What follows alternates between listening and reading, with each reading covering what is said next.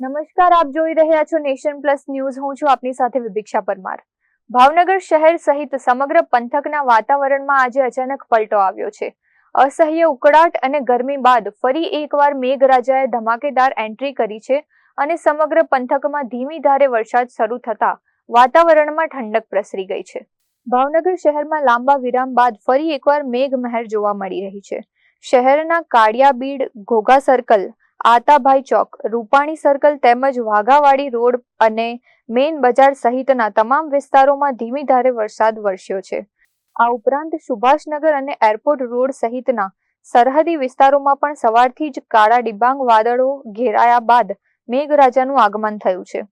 વરસાદના કારણે રસ્તાઓ પાણી થઈ ગયા છે, તો બીજી તરફ લાંબા સમયથી ગરમીથી તોબા પોકારી ઉઠેલા ભાવનગર વાસીઓએ આ વરસાદી ઝાપટાથી મોટી રાહત અનુભવી છે.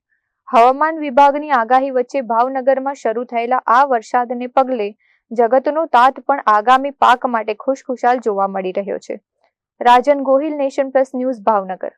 સમાચારોના સતત અપડેટ મેળવવા માટે અમારી નેશન પ્લસ ન્યૂઝની યુટ્યુબ ચેનલને સબસ્ક્રાઇબ કરો, બેલ આઇકન દબાવો અને જોડાયેલા રહો ફેસબુક, ઇન્સ્ટાગ્રામ અને ટ્વિટર પર.